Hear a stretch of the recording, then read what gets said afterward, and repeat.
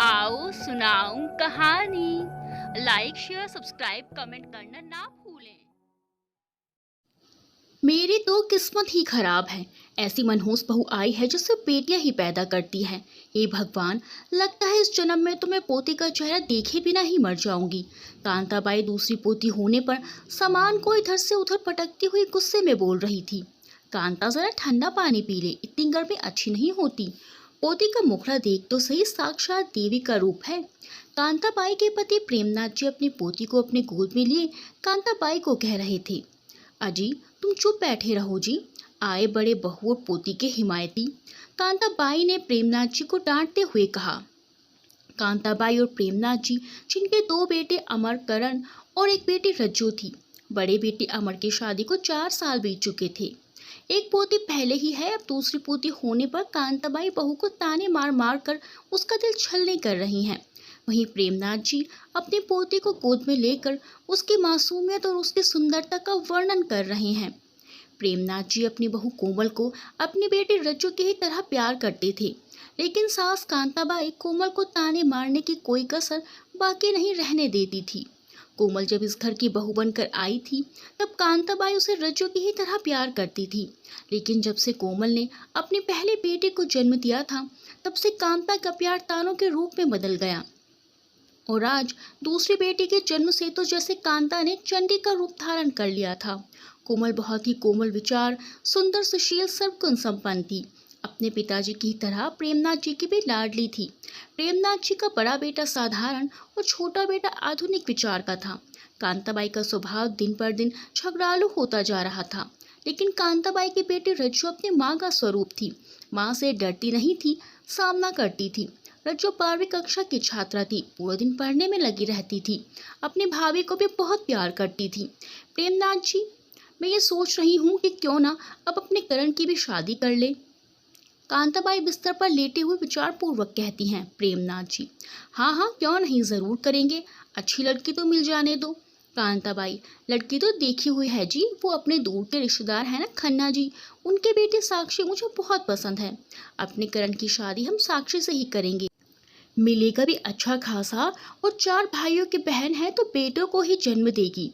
प्रेमनाथ जी, कांता, कितनी घटिया सोच है तुम्हारी। क्या सिर्फ इसीलिए साक्षी को इस घर में लाना चाहती हो कि वो तुम्हें पोते दे सके? मैंने सोचा भी नहीं था कि तुम इतना घटिया सोच सकती हो। कांताबाई, हाय राम, ऐसा क्या गलत बोल दिया मैंने? मैंने केवल पोते की ही तो चाहत रखी है। ऐसा मैंने क्या जुल्म कर दिया?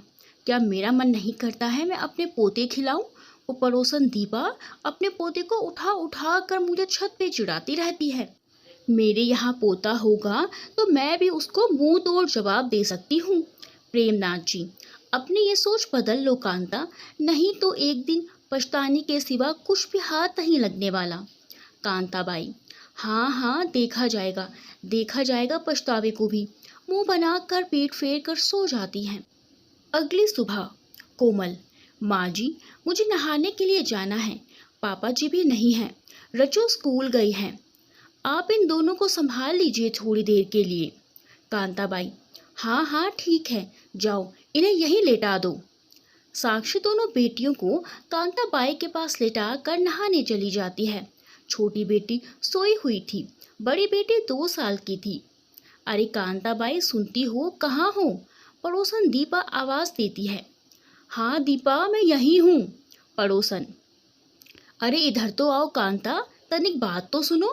कांता, आई बहन आई। कांताबाई दोनों पोती को छोड़कर पड़ोसन की दीवार पर चली जाती है, और पड़ोसन दीपा गली मोहल्ले की बातों से कांता को अपनी बातों में लगा लेती हैं। कांता की 2 साल की पोती पलंग से उतरकर चल पड़ती है और सीढ़ियों पर पहुंच जाती है। कांता पड़ोसन की बातों में लीन अपनी पोतियों को भूल जाती है। पोती ऊपर सीढ़ियों पर चढ़कर गिर जाती है। उसके गिरने की आवाज से उसकी माँ साक्षी बाथरूम से दौड़ी दौड़ी आती है। कांता जी बातों में लीन थी, अब जाकर उनका ध्यान टूटता है। मेरी बच्ची, उसको झट से उठाकर कोमल रोने लगती है। बच्ची को गहरी चोट आती है, खून निकल आता है। कोमल घबरा जाती है। कांता और कोमल जल्दी से छोटी सो रही बेटी को उठाकर उसे डॉक्टर के लेकर भागती हैं। डॉक्टर बच्ची का मरहम पट्टी कर कोमल और कांता को उनकी लापरवाही पर डांट लगाता है। कोमल चुपचाप अपनी बच्ची को लेकर वहां से आ जाती है। कांता भी साथ साथ आ जाती है। शाम के समय सब घर आते हैं तो बच्ची को देखकर घबरा जाते हैं। अमर, आखिर इतनी लापरवाही कैसे हुई? आज अगर मेरी बच्ची को कुछ हो जाता तो मैं क्या करता? 2 औरतों से 2 छोटी बच्चियां नहीं संभाली गई हैं। प्रेमनाथ जी, वो तो शुक्र है भगवान का कि हमारी बच्ची बच गई, नहीं तो बड़ा अनर्थ हो जाता आज तो। कांताबाई, हाँ, या तो कोई बन सवर ही ले या बच्चों का ध्यान ही रख ले। महारानी का नहाना जरूरी था। अब मुझे तो 50 काम रहते हैं, मैं भी अकेले क्या क्या करूं। प्रेमनाथ जी, हाँ, मैं अच्छे से जानता हूँ तुम्हारे काम। सबसे बड़ा काम तो पड़ोसन दीपा से चुगली करने का है। कांताबाई, हे भगवान, सारा दोष मेरे को ही दे रहे हो अब। इस कोमल का तो कोई दोष नहीं है, अब तो मैं ही सबको दोषी नजर आऊंगी। बच्चे इसके हैं, ये खुद ध्यान रखे अपने बच्चों का। 2 लड़कियां हैं, एक मर जाती तो एक तो फिर भी रहती ही ना।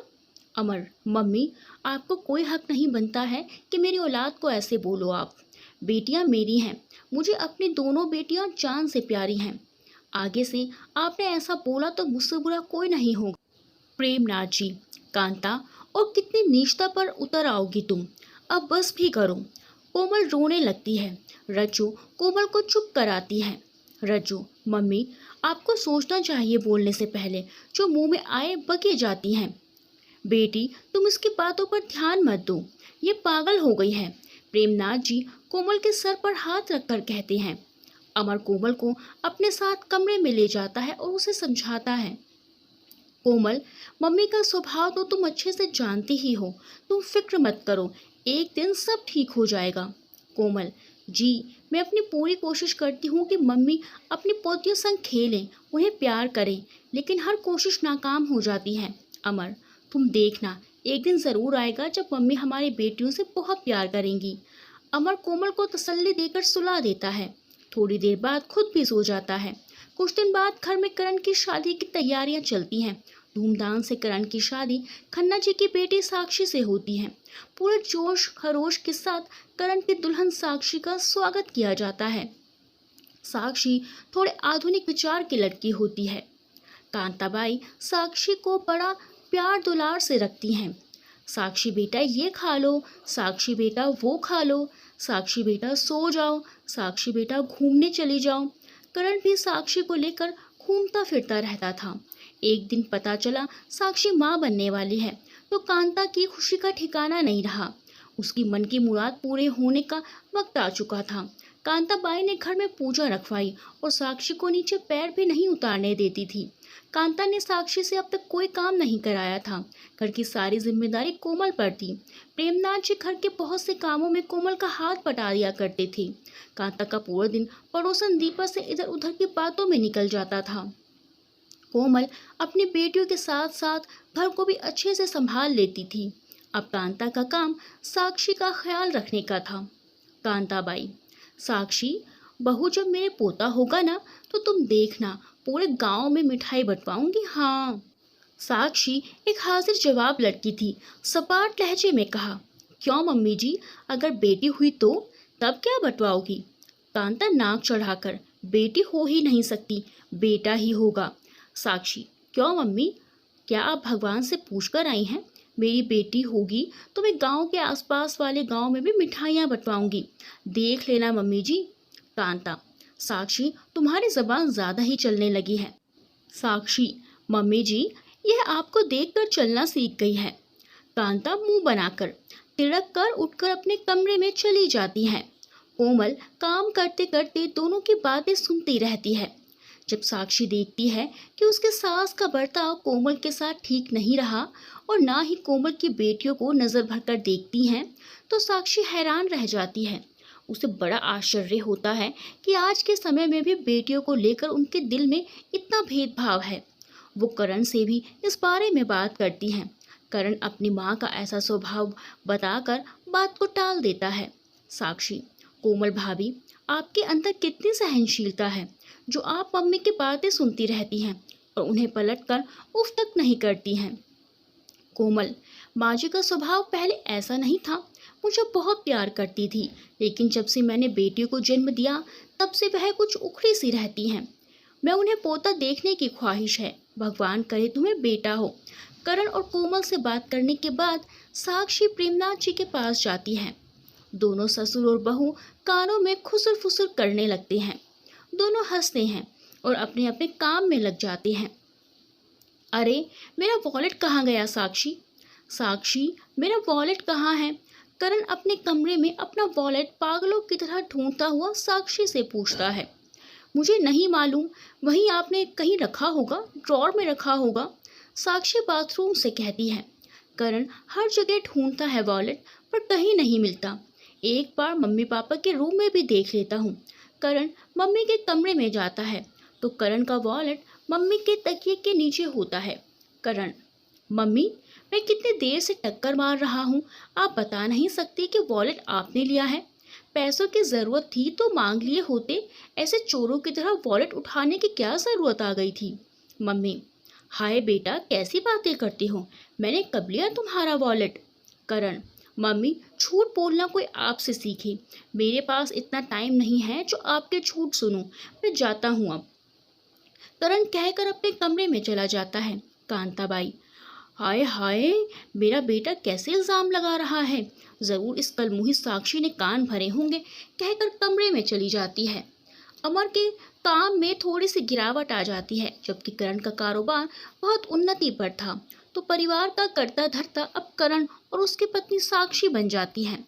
करण और साक्षी जो कहते हैं घर में वही होता है। साक्षी और करण दिन को रात कहते हैं तो सब रात कहते हैं। कांताबाई की अकड़ कम होने का नाम ही नहीं ले रही थी। करण, कोमल भाभी, आज घर की सफाई मम्मी करेंगी। मम्मी, क्या क्या कहा बेटा तुमने? करण, मम्मी, वही कहा जो आपने सुना। मम्मी, लेकिन बेटा कोमल करती है ना बहुत अच्छे से, इसे ही करने दे। करण, मम्मी आप ही करेंगी, पूरा दिन पड़ोसन से ही तो बतियाती हैं आप, कुछ काम करेंगी तो सेहत भी अच्छी रहेगी आपकी। कांताबाई को मजबूरन घर की सफाई करनी पड़ती है। आए मेरी कमर, हे भगवान, मेरा बेटा कैसा है, मुझसे ही काम कराता है, मेरी कमर टूट गई रे। कांताबाई बिस्तर पर पड़े पड़े कराहती हुई बड़बड़ाती रहती हैं। रज्जो माँ के पैर और कमर दबाती हैं। अगले दिन साक्षी प्यारी सी बेटी को जन्म देती है। सत्यानाश हो, इसने भी बेटी जनी है। हाय, कितनी अरमान से साक्षी को बहू बनाकर लाई थी, मुझे पोता देगी, इसका भी बेड़ा गर्क हो। मेरे घर में लड़कियां ही लड़कियां भर गई। हाय रे, घर में बहुत खुशी का माहौल था। सबके चेहरे खुशी से लाल हो रहे थे, सिर्फ कांता जी को छोड़कर। प्रेमनाथ जी, चंदा है तू, मेरा सूरज है तू, ओ मेरी आंखों का तारा है तू। रज्जो, मेरे घर आई एक नन्ही परी, एक नन्ही परी। सब गाना गाकर साक्षी की बेटी को बहुत प्यार कर रहे थे। मम्मी को चिढ़त हो रही थी, मुंह बनाकर कमरे में चली गई। साक्षी और करण भी बहुत खुश थे। करण, भाभी तुम साक्षी का काम मत करना, तुम्हें कुछ मालूम नहीं है, साक्षी की देखभाल मम्मी करेंगी। मम्मी, बेटा मुझे तो कुछ भी मालूम नहीं है, अब इस उम्र में क्या देखभाल करूंगी इसकी। करण, मम्मी, आपने तो 3 बच्चों को जन्म दिया है, पाल पोस कर इतना बड़ा किया है, आप तो अच्छे से जानती हैं, आप ही करेंगे साक्षी का काम।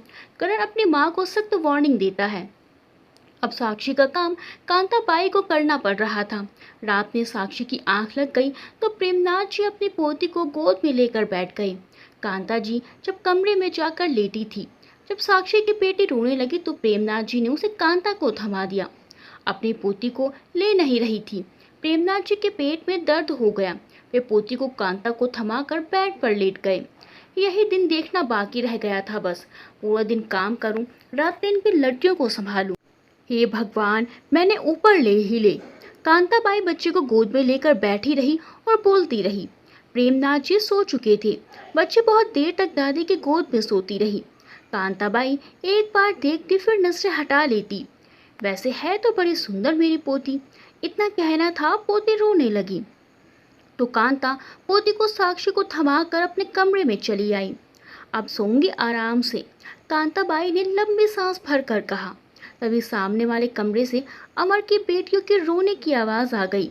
कांताबाई ने अपने कानों पर तकिया रख लिया। आज ना सोने देंगे मुझे ये मेरे बच्चे। कहाँ जाऊं मैं, ये भगवान, मैं कहाँ जाऊं अब। मेरा तो दूसरा घर भी नहीं है, अब तो यहीं मरना पड़ेगा मुझे। जब बेटियों का रोना खत्म हुआ तब जाकर कांताबाई को नींद आई। करण, मम्मी मम्मी मम्मी, आप अभी तक सो रही हैं? मम्मी उठिए। मम्मी, क्या गजब हो गया है बेटा, सुबह सुबह क्या आफत आ गई है? करण, मम्मी कोई आफत नहीं आई है, आज मेरे कुछ दोस्त आ रहे हैं, उनके लिए बढ़िया वाला इंतजाम कर देना, एकदम स्वादिष्ट खाना बनाना कि मेरी वाह वाह हो जाए। मम्मी, लेकिन बेटा, करण, कोमल बनाती है ना अच्छा खाना, उससे बनवाओ। करण, नहीं नहीं, मेरी मॉम, भाभी खाना अच्छा नहीं बनाती हैं, भाभी के हाथों में वो टेस्ट कहाँ जो मेरी माँ के हाथों में है। मम्मी, ठीक है बेटा, बना दूंगी, बुला लेना अपने दोस्तों को। अमर, मम्मी आज आप खाना बनाएंगी? अरे वाह, आज तो मज़ा आ जाएगा। मम्मी, जब आप खाना बना ही रही हैं तो मैं भी अपने कुछ दोस्तों को बुला ही लेता हूँ, वो लोग मुझे बार बार बोलते हैं, आज से अच्छा मौका नहीं मिलेगा। मम्मी, हाँ हाँ बेटा, क्यों नहीं, तू भी बुला, आज तो माँ बनाएगी ना, तो बुलाओ सब, बुलाओ। रज्जो, तू भी बुला ले अपने दोस्तों को। रज्जो, नहीं मम्मी, बस मैं नहीं बुला रही हूँ, आप कहाँ तक खाना बनाएंगी? मम्मी, ये है मेरी बेटी, इसे ही फिक्र है बस मेरी। प्रेमनाथ जी, हाँ भाग्यवान, बेटे तो मेरे दूसरी पत्नी के हैं ना। कांता जी, तुम तो कभी अच्छी बात बोला ही मत करो, दूसरों का अरमान बाकी हो तो वो भी पूरा कर लो। प्रेमनाथ जी, अरे ना भाई नहीं, हमसे तो एक ही नहीं संभाली गई सारी जिंदगी, दूसरी करके क्या अपनी मौत को दावत देनी है? कांता जी तिड़क कर नहा धोकर काम में लग जाती हैं। रज्जू हर काम में माँ का हाथ बटाती है। कांता जी, रज्जू जरा जा तो एक बार कोमल को बुला के तो ले आ, उससे जरा सा काम करा लूं, मुझे थकान सी हो रही है। रज्जू, ठीक है मम्मी, मैं बुला कर लाती हूँ। मम्मी, भाभी की दोनों बेटियां बहुत रो रही हैं, वो तो उन्हीं के चक्कर में पागल हो रही हैं। कांता जी, आजा मेरी बच्ची, तू ही मेरी बच्ची है, बस तुझे ही अपनी माँ की फिक्र है। करण और अमर के दोस्त आते हैं, खाना पीना चलता है, कांता जी का पूरा दिन काम में चला जाता है।